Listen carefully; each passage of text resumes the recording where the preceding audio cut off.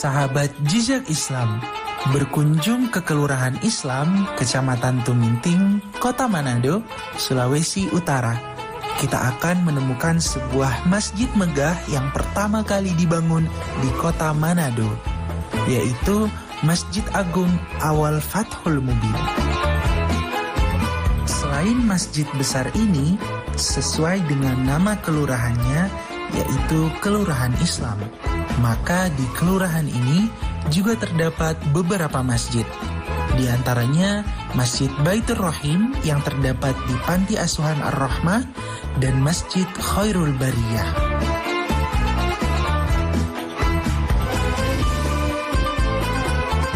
Masjid-masjid ini dibangun untuk mempermudah akses masyarakat dalam beribadah serta melakukan kegiatan keagamaan.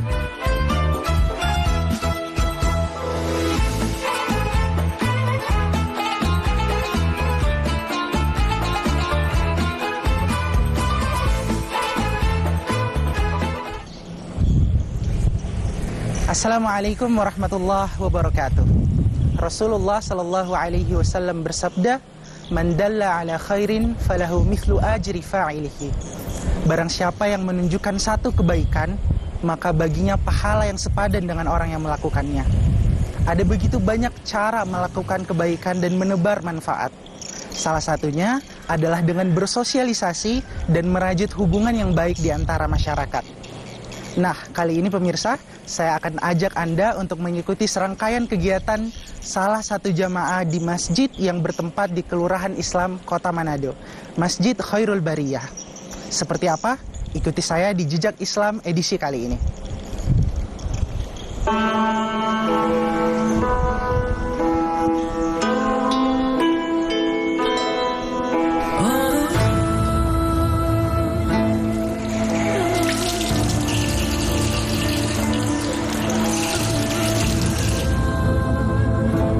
Di antara ketiga masjid tersebut, salah satu masjid yang saya kunjungi kali ini yaitu Masjid Khairul Bariyah. Masjid ini terdapat di Kelurahan Islam Lingkungan 5 yang awalnya adalah lahan kosong yang kemudian dijual kepada masyarakat sekitar tahun 2000. Masyarakat yang membangun rumah di lahan ini semakin hari semakin bertambah. Dan kebanyakan dari mereka adalah kaum muslim. Awalnya, masyarakat di sini melakukan kegiatan ibadah di Masjid Awal Fathul Mubin.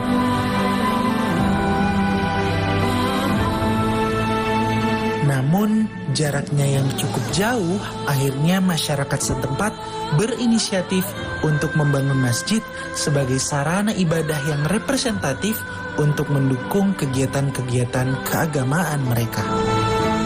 Pada tanggal 6 Maret tahun 2005, masyarakat kemudian bergotong royong membeli sebuah lahan seluas 150 meter persegi dan kemudian membangun sebuah musola.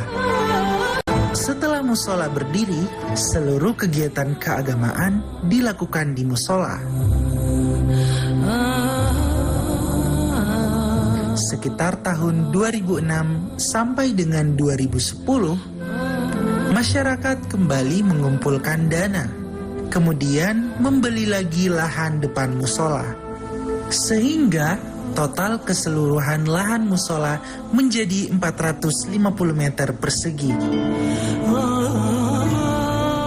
Dan kemudian memperluas musola tersebut menjadi sebuah bangunan masjid. Pada saat awal kami menempati lahan yang baru, tahun 2003,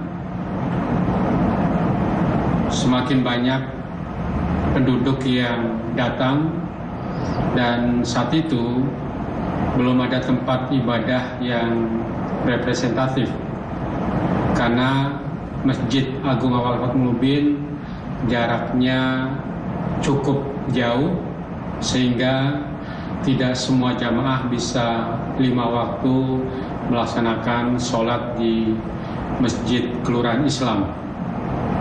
atas dasar pemikiran, pertimbangan dari warga saat itu, kami sepakat untuk bagaimana mendekatkan tempat ibadah untuk kemudahan mereka melaksanakan sholat berjamaah dan juga kegiatan keagamaan lainnya.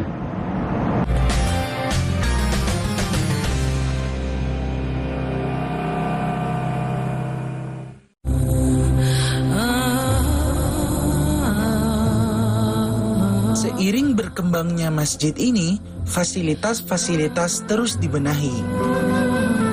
Selain untuk kenyamanan beribadah jamaah setempat, juga untuk menunjang kegiatan-kegiatan keagamaan yang lain.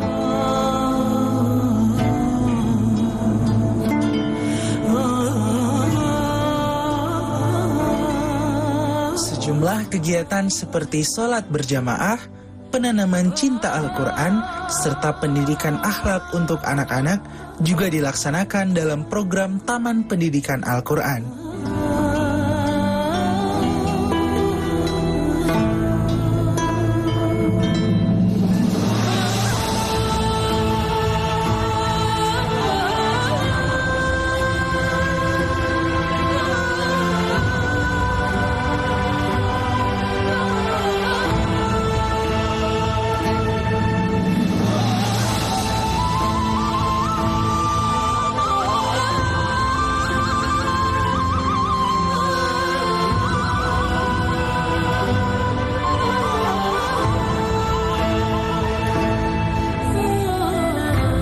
Selain itu, ada juga kegiatan-kegiatan sosial seperti kunjungan ke panti asuhan, pembagian sembako, layanan kesehatan, dan lain-lain. Dalam Al-Quran Surah An-Nisa ayat 36 dijelaskan, dan berbuat baiklah kepada kedua orang ibu bapak, karib kerabat, anak-anak yatim, orang-orang miskin, tetangga yang dekat, dan tetangga yang jauh, teman sejawat, ibnu sabil, dan hamba sahayamu. Dari Majelis Taklim Khairul Bahriah. Ibu kabarnya baik-baik? Alhamdulillah baik saja, sehat-sehat. Silakan duduk. Iya, kasih. Baik Bu, saya mau tanya-tanya mungkin nih tentang majelis taklim dari ibu-ibu Masjid Khairul Bahriah ya. Nah, untuk awal mulanya seperti apa sih Bu berdirinya majelis taklim ini? Ya. Dan sudah sejak kapan berdirinya? Iya, makasih. Jadi awalnya majelis taklim ini gabung bersama bapak-bapak. Jadi ibu-ibu digabung. Setelah tahun 2017 bisa jadi ibu sendiri, majelis taklimnya bapak-bapak sendiri. Iya. Jadi sejak tahun 2017 itu dipimpin oleh teman saya Aisyah ya. Saya nanti mulai setelah 5 tahun, tepatnya bulan Juli kemarin 2023, saya baru dipercayakan untuk menjadi ketua majelis taklim Masjid Khairul Bahriah ini. Jadi sejak tahun 2023 baru 6 bulan, kurang lebih 6 bulan saya memimpin majelis taklim ini. Iya. Untuk tujuannya gitu Bu. Iya. Kira-kira apa yang dilakukan ibu-ibu majelis taklim ini, iya, kegiatannya? Tujuan utama tentu menjalin silaturahmi antara ibu-ibu yang ada di jemaah Masjid Khairul Bahriah. Kedua, untuk meningkatkan iman dan takwa kepada Allah Subhanahu wa taala, dan ketiga, untuk belajar lebih mantap lagi tentang Al-Quran. Jadi mulai dari Iqra sampai dengan Al-Quran. Jadi ada kegiatan rutinan gitu ya Bu? Ada setiap malam Jumat. Setiap malam Jumat? Iya, kita setiap malam Jumat ada pengajian, ada kegiatan pengajian, ada kegiatan baca Asmaul Husna, baca tahlilan, kalau ada hajatan daripada keluarga yang menerima arisan. Jadi ya, setiap malam Jumat itu ya. Bisa saling jaga silaturahim juga. Iya, jadi utamanya adalah silaturahmi. Kalau anggotanya itu ada berapa banyak? Ya, anggotanya itu yang terdaftar kurang lebih 70. Tapi yang aktifnya itu ada 30-an. Biasa kan? Karena arisannya, kan nggak semua ikut arisan. Tapi yang ikut bekas itu ada 70-an.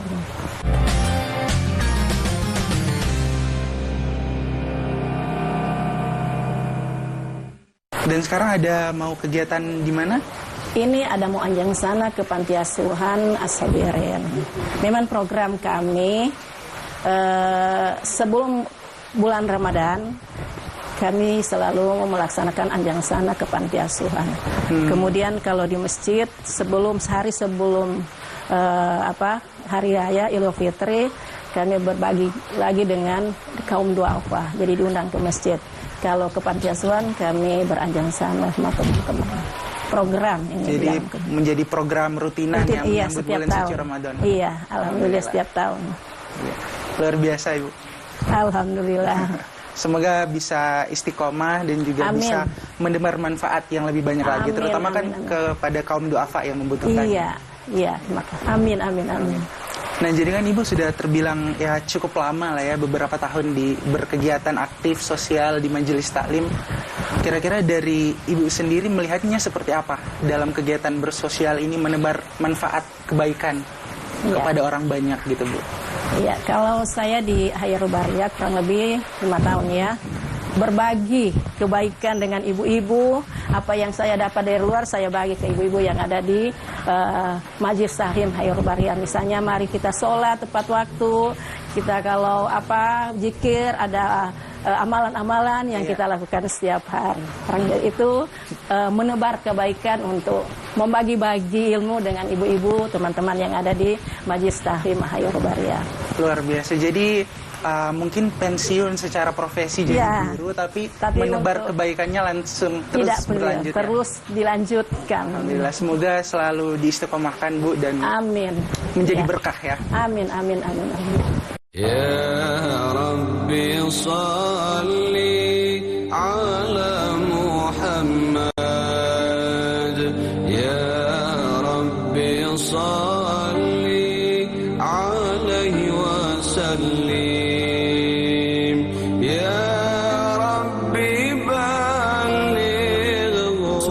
Sallallahu alaihi wasallam juga bersabda dalam hadis riwayat Abu Hurairah radhiyallahu anhu, barang siapa memperbanyak menyantuni anak yatim, maka Allah akan memperbanyak keberkahan dalam hidupnya.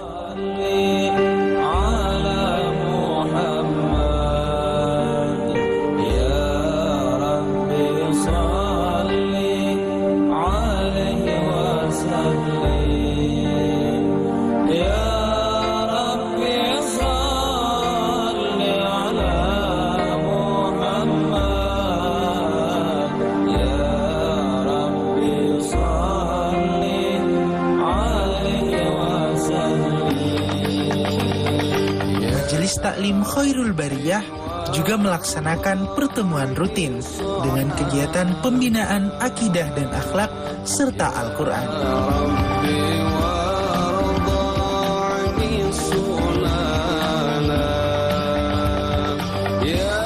Seperti tadarus, pembacaan Asmaul Husna, serta kegiatan ceramah yang juga menjadi wadah untuk sharing ilmu agama yang kemudian diterapkan dalam kesehariannya.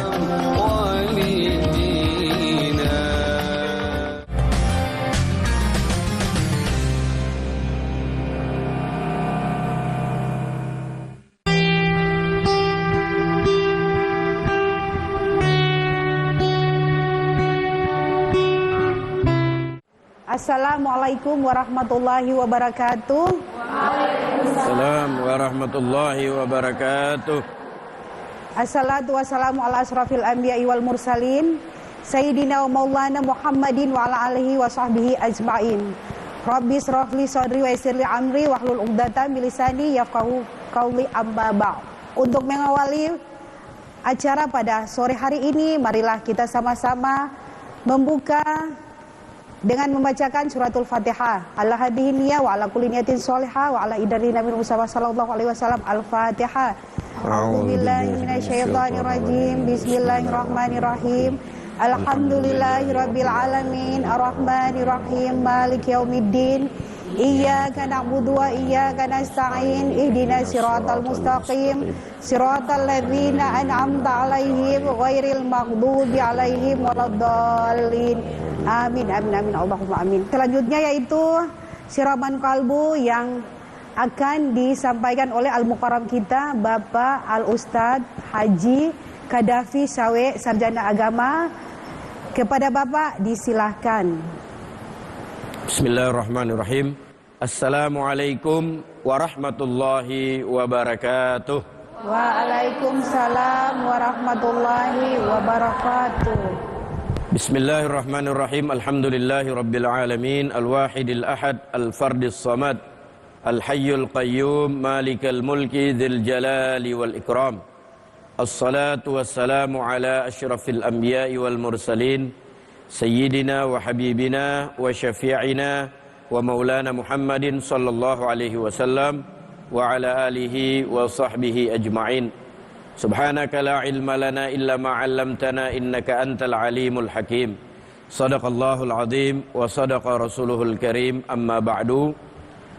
Ibu-ibu yang tergabung dalam majelis taklim Khairul Bariyah yang sangat saya hormati, pada kesempatan tausiah hari ini, pertama-tama saya ingin mengajak kepada kita sekalian, marilah kita memperhatikan satu firman Allah Subhanahu wa taala, kita menyimak benar-benar, kita menghayati makna kandungannya. Ada satu firman Allah taala di dalam Al-Qur'an, tepatnya pada surah Al-Anbiya ayat 1. Pada ayat tersebut Allah Subhanahu wa taala berfirman, A'udzu billahi minasyaitonir rajim. Bismillahirrahmanirrahim. Iqtaraba lin-nasi hisabuhum wa hum fi ghaflatin mu'ridun. Yang artinya semakin hari semakin dekat kepada manusia waktu hisab, waktu perhitungan terhadap mereka, terhadap amal-amal perbuatan manusia selama dia hidup di dunia. Wa hum fi ghaflatin mu'ridun. Akan tetapi manusia terus saja berada dalam keadaan lalai, lagi banyak berpaling daripada ayat-ayat Allah Subhanahu wa taala. Ibu-ibu yang dirahmati Allah Subhanahu wa taala, ayat ini memiliki beberapa kandungan makna yang luar biasa. Yang pertama, ini adalah satu tazkirah, peringatan Allah Subhanahu wa taala kepada kita sekalian selaku hamba-hamba Allah, bahwasanya waktu hisab, waktu perhitungan terhadap diri kita, terhadap amal-amal perbuatan kita, Allah Subhanahu wa taala nyatakan semakin hari semakin dekat. Kita akan dihisab, diminta pertanggungjawaban oleh Allah Subhanahu wa taala, dan hal itu tidak lama lagi. Tidak lama lagi, karena apa? Kita sebagai manusia, setiap hari kita hidup, pada hakikatnya kalau kita lihat secara kasat mata, mungkin umur kita tiap hari bertambah. Tetapi secara hakikat, jatah hidup kita setiap hari berkurang. Kalau jatah hidup setiap hari berkurang, berarti kita semakin hari semakin dekat kepada yang namanya ajal atau batas akhir kehidupan kita masing-masing. Mudah-mudahan tausiah yang singkat ini bisa bermanfaat kepada kita sekalian. Mohon maaf atas segala kekurangan.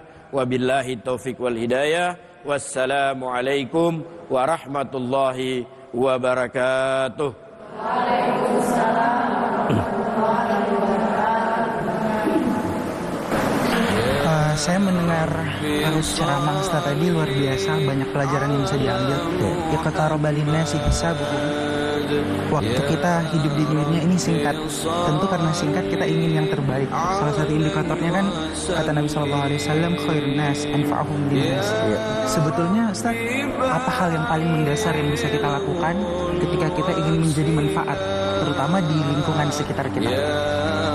Ya, betul sekali apa yang adik katakan tadi, bahwa indikator utama dari seorang mukmin itu adalah menjadi manusia yang paling bermanfaat di tengah-tengah masyarakat di mana dia hidup, dan itu dibuktikan dengan seberapa besar kontribusi kebaikan kita terhadap masyarakat di mana kita tinggal.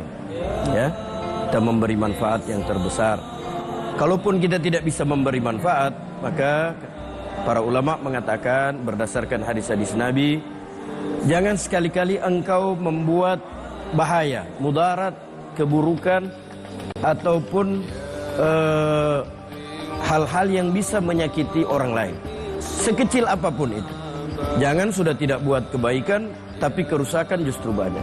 Kalau kebaikan kita kurang, maka jagalah jangan sampai kita membuat satu kerusakan, satu mudarat, atau bahkan menyakiti orang sekecil apapun. Bahkan Nabi menggambarkan kalau ada duri di jalanan dan engkau sudah lihat itu, maka wajib bagimu untuk menghindarkan atau menjauhkan duri itu, membuang duri itu.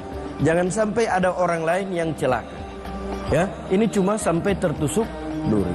Begitu perhatiannya agama kita ini terhadap rahmat, kasih sayang terhadap sesama manusia, dan ini menjadi indikator utama keimanan seorang.